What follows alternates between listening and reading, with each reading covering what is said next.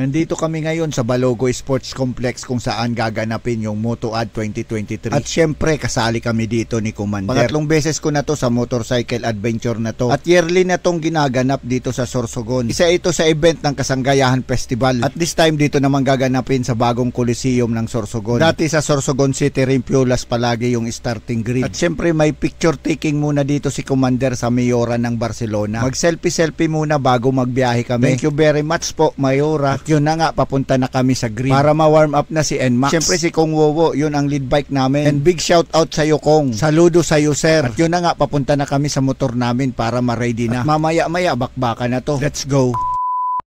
Ang ingay. Iti-take off na. 1 minute na lang. Ayan, malapit na kaming mag-take off guys. Pangatlong beses ko na to pero bakit parang kinakabahan pa din ako. Kakaiba kasi yung feeling pag nasa grid ka na. Lalo na pag meron kang back ride. Siyempre dagdag pressure to. Kaya hindi talaga to dubling ingat lang. Kailangan natin dito maging sigurista sa ride na to. Ride safe. Ride safe. Ride safe sir. Ayan, pa-take off na kami. Ride safe sa aming lahat. Let's go. Salamat pala sir sa paalala si Manoy Dondon Labalan. At syempre mag-peace sign tayo dito sa photographer para maganda yung kuha natin. Kakaiba talaga yung feeling kahit 3 beses na ako dito. Parang tumatayo yung mga balahibo ko. Kakaibang saya yung nararamdaman mo dito. Palabas ka pa lang, dami nang nanonood, daming kumukuha ng video, picture. Feeling celebrity tuloy tayo. Feeling lang, hindi naman totoo. Ayan, palabas na tayo sa main road. Sigurado ako yung iba dito babakbak agad. Pero may speed limit to guys. Bawal mag-overtake sa lead bike, meron tong lead bike. Pag nag-overtake ka sa lead bike, qualified ka. Ganda ng araw, nakakasilaw. Sa 3 beses ko sa pagsali sa MotoAd na to. Ngayon lang yata hindi umuulan. Dami nang umahataw oh. Yung mahataw kagad eh. Yun pa oh, solid oh, grabe. Daming hataw kagad oh. Dito lang tayo, takbong pogi lang tayo guys. Ganda ng panahon guys, so ngayon lang to nangyari sa MotoAd. Way back 2019 parang bagyo. Noong 2022 ganon din, sobrang ulan din. Pero hindi tayo papakasiguro, baka mamaya uulan na to. Walang MotoAd kasi na hindi inuulan. Ang unang daan namin papunta sa Bacon, Sorsogon City. Tago sa Prieto Diaz, doon yung unang checkpoint number 1. Dito pa lang sa diversion road ng Sorsogon City, sobrang ganda na ng view. Sobrang ganda ng daan, hindi talaga mapigilan ng iba ng pumiga ng throttle. Kaya kung tamang chill ride ka lang, dapat stay ka lang sa lane mo. Huwag kang basta-basta mag-change lane, baka mahagip ka ng mga rumarat-rat. Dapat mamaya't maya palagi kang tumitingin sa side mirror. Kaliwat kanan kasi yung nag-overtake. Mamaw! Ganda ng bundok ko. Woo! Malapit na tayo sa sentro ng Bacon guys. 10 pa lang.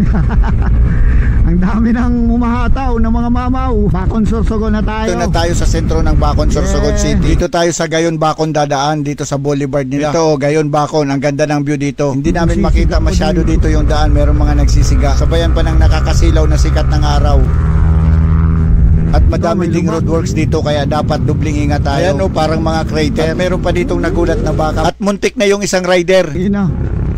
Nagulat yung baka. Makaka-aksidente pa yun. Sobrang tagtag ng daan dito nag-umpisa yung pagluko ng aking motor. Nabunot yung sakit ng TPS natin. Nag-check engine tayo dito. Na nga, tinirikan na tayo dito sa parting Batubacon, Sorsogon City. Check engine, error 13. Ayaw na talagang umandar nitong si NMAX. Tinawagan namin dito si Paps Alon Suarez. At ang sabi niya, meron daw nabunot na sakit sa may throttle body. So, kailangan naming baklasin to. Buti na lang may mga tumulong sa amin dito. Time consuming kasi ang pagbaklas nito. Madami kasing dapat baklasin bago ma-access yung throttle body. Halos sobrang 1 oras din yung nasayang namin dito. Sa wakas naayos din namin. And saludo sa mga tumulong sa amin dito. And shout out kay Kuya, hindi ko na nakuha yung pangalan niya. Mag-comment ka na lang dito pag napanood mo tong vlog ko. Tuloy ang biyahe, kailangan na naming magmadali dito para makahabol kami. Mahigit 1 oras din yung nawala sa amin. Pero syempre safety first pa din kahit tumahabol. Sulong-sulo na namin yung lugar dito. Meaning, huling-huli na kami. Natanggal yung sakit kaya nagkaroon ng error 13. Pero ngayon okay na. Salamat sa mga tumulong sa akin doon sa bato. Thank you Lord, habol tayo ngayon. Pasensya na guys pero kailangan namin bubakbak ng kunti dito. Pero syempre gaya ng sabi ko, dubling ingat pa din tayo. Safety first yung priority natin dito. Nandito na tayo sa checkpoint 1 sa Prieto Diaz. NMAX B1 last to arrive. Kasigura na. Wala kasigura mag Barcelona. Okay.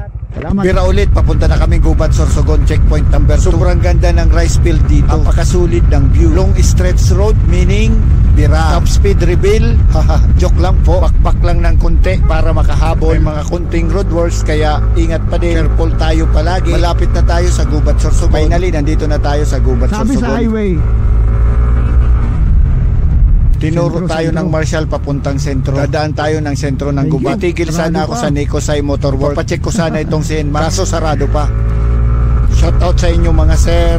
Ingat lagi. Iikot lang pala ulit tayo. Nasa diversion road yung checkpoint number 2. Paikot-ikot lang, parang jowa mo, pinaikot-ikot ka lang. So nandito na tayo sa checkpoint number 2. Gubat Sorsogon, last to arrive na naman tayo. Okay na kami guys, proceed na kaming kasiguran. Ayun, biyahe na naman ulit kami. Punta na kaming checkpoint 3. Kasiguran, Sorsogon. Alright, let's go. Meron pa nga LTO dito, Region 5. Nanguhuli to sa mga participants. tayo sa Oo, checkpoint. legit yan. Hindi yan biro. Meron kasing provincial Literal na ordinance checkpoint yun, dito para sa Region mga 5. pa-endurance. Nakatulad nito, bawal yung open pipe. At merong speed limit, depende sa lugar. Sentro yata, mga 40 kph lang. Pag highway naman, nasa mga 100 kph. Nandito na tayo sa Abuyog, Sorsogon City. Papunta na tayo sa Kasiguran, Sorsogon. Double time pa din kami dito. Kasi naghahabol pa din tayo. Pero syempre, pag open lang, gaya nito, bakbakan na natin. Bilib din talaga ako dito kay NMAX. Kahit sirain, kayang-kaya kami ni Commander. Meron pa yung top box, alloy top box pa yan, na napakabigat kumpara sa plastic. Plus yung bigat pa namin ni Commander. Ang lakas, di ba? So nandito na tayo sa checkpoint. Kaya nang dati, last to arrive na naman NMAX B1. Yung mga batang humingi sa amin dito ng sticker. Siyempre, bibigyan natin yan hanggat meron. Siyempre, pati na din yung mga marshals. Hindi pwedeng wala sila. So yun, papunta na kami sa Barcelona, Sorsogon. Next checkpoint, checkpoint number 4. Ano na tayo guys, pa Barcelona na. Ang ganda nito,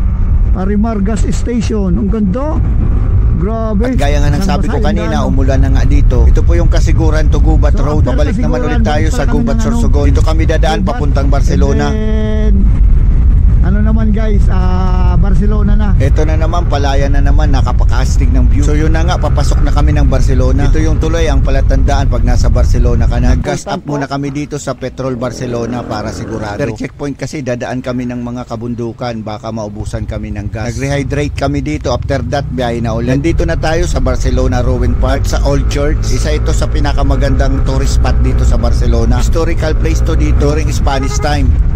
At yun na nga, nandito na kami sa Barcelona Town Hall. Sa wakas, inabutan na namin dito yung ibang mga participants. Sa wakas, hindi na kami solo. At nandito din pala si Mayora. Shoutout din pala dito sa Marshall na to. And shoutout din dito kay Abet. Namigay din kami ng mga stickers dito. And big shoutout talaga dito kay Mayora. Siya pa mismo yung nag-serve ng tubig sa amin dito. Big salute sa'yo, Mayora. Mayor namin yan. At sobrang salamat din pala dito kay Rico Porlanda. Sobrang daming itlog yung nilagay sa aming motor. Ang daming baon namin sa biyahe. Hindi kami neto magugutom. Salamat po. So patuloy na yung biyahe. Papunta na kaming Bulusan, Sorsogon. Umpisa na kami ngayon umakyat sa Punta mga na tayong kabundukan. Bulusan ngayon. Sobrang dami ang mga Dito twisties tayo ngayon dito. sa Dagan pa ng mga nakapakagandang views. Macornadan, Pagkasulit dito talaga mga karitaso. Sobrang ganda ng mga scenery. Tingnan nyo naman guys, o diba? Tapos may overlooking pa na beach sa baba. Yun o, solid yung twisties, diba? Ang ganda talaga ng mga tanawid dito. Sobrang malilibang ka pag dumaan ka dito. So let's enjoy the ride. Let's go. Pagbaba mo ng bundok, rice field view naman. So nandito na tayo Bulusan sa Bulusan checkpoint number 5. Dito yan nakapesto sa Dangkalan Boulevard. At sinalubong Sticker kami daw, dito ng sticker. mga batang humihingi ng Sticker.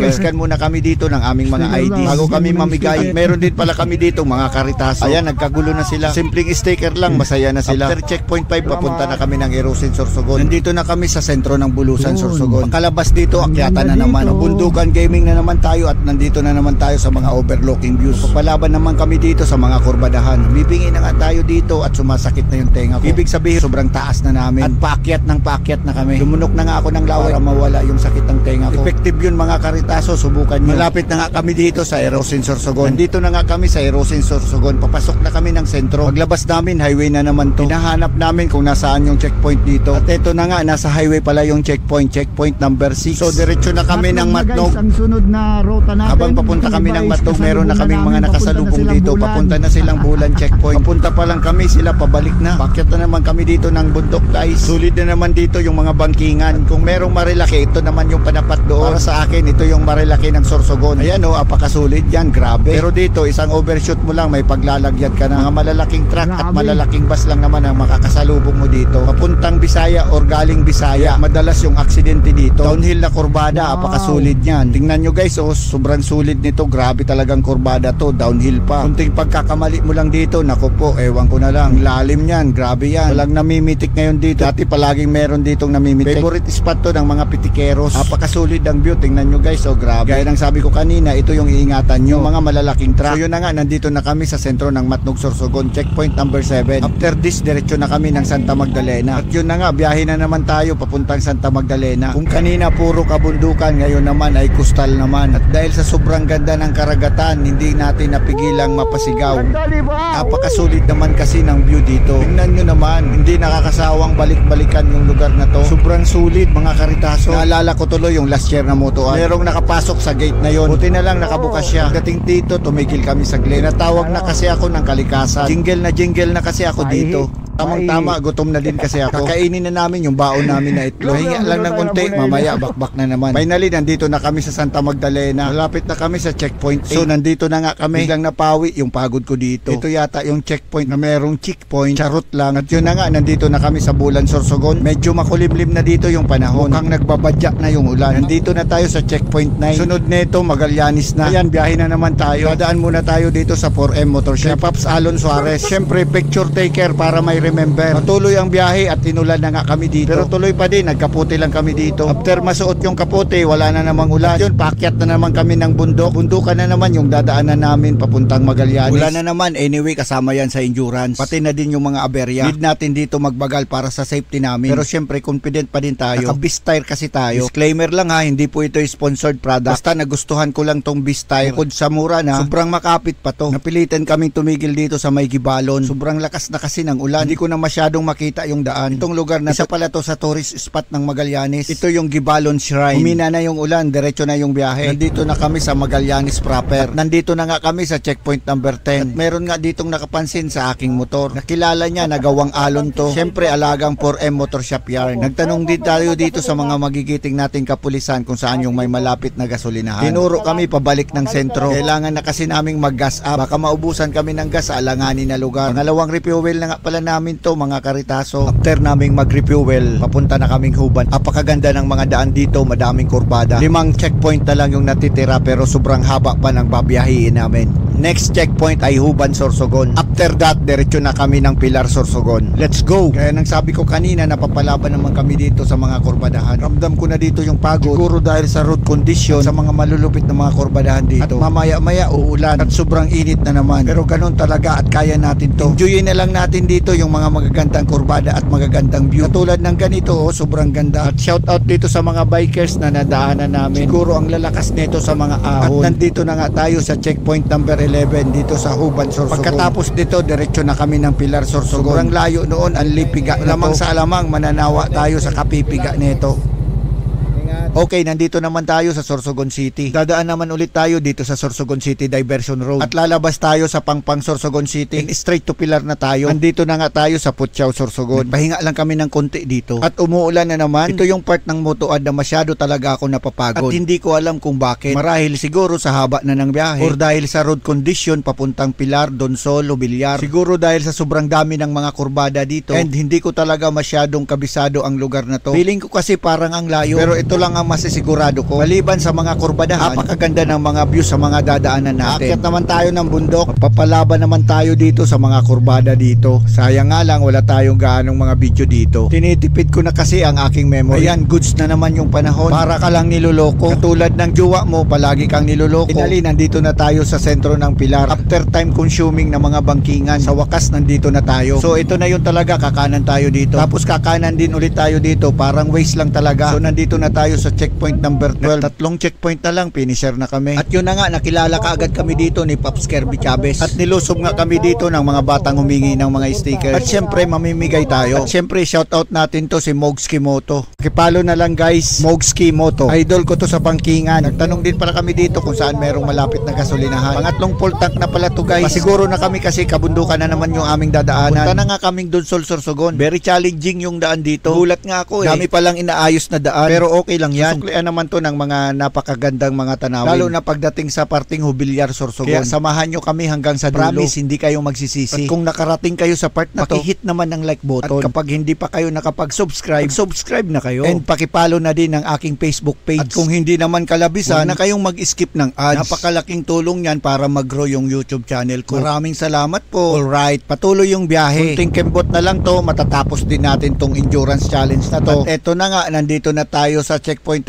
13 dito sa Donsol, Sorsogon. Ayan, biyahe na naman kami. Next checkpoint ay Ubilyar na. At namit ko pa nga dito yung mga Uragon Pitikeros, sila Takbong Turista, si Pikpik Moto, at syempre si Toy Rabas. Member din sila ng mga Uragon Motovloggers. So gaya nga ng sabi ko kanina, nandito na tayo sa mga magagandang tanawin. Kaya dapat mabagal lang tayo dito para ma-enjoy natin yung scenery. Paano natin ma-enjoy yung scenery pag mabilis tayo? The more mabilis, the more na hindi natin ma-appreciate yung mga tanawin na to. Ito naman talaga yung purpose ng endurance challenge na to Yung mapakita yung mga magagandang tanawin habang nagmumotor tayo. Ayun sobrang solid yan, di ba? Hindi nakakasawang balik-balikan ang lugar na to. Grabe, ang ganda. Nature na nature. Ito ang dahilan kung bakit palagi akong sumasali sa motoad na to. Nakakawala ng pagod, lalo na pag nakita mo na ang mga ganitong kagandang mga tanawin. So nandito na nga tayo sa checkpoint number 14 dito sa Ubilyar, Sorsogon. Isang checkpoint na lang, itudo na natin to. Finally, isang checkpoint na lang. Checkpoint 15, Kumadkad, Castilla. Apakadami pa pala dito mga participant. Kala ko kasi huling-huli na kami. From here to Kumadkad checkpoint, medyo may kalayuan pa to. Pero at least naamoy na natin yung finish line. Kunting kembot na lang talaga to. Let's do this, let's go. Tingnan nyo guys, apakasulit ng view.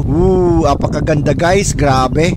Apakasulit. What a beautiful scenery. The best talaga. Kaya hindi ako nagsasawa sa motoad. Kahit ulit-ulitin ko pa to ng 100 beses, hanggat kaya ng aking katawan, hindi ako magsasawa. Bakit ka naman magsasawa? Tingnan nyo naman guys, ang ganda ng mga dinadaanan. Apakasulit, di ba? Paulit-ulit na lang tayo sa mga sinasabi ko.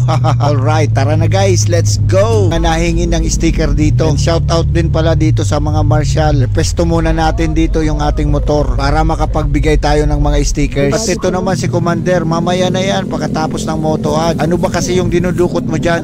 Stickers pala. Taso Vlog. Salamat. Thank you.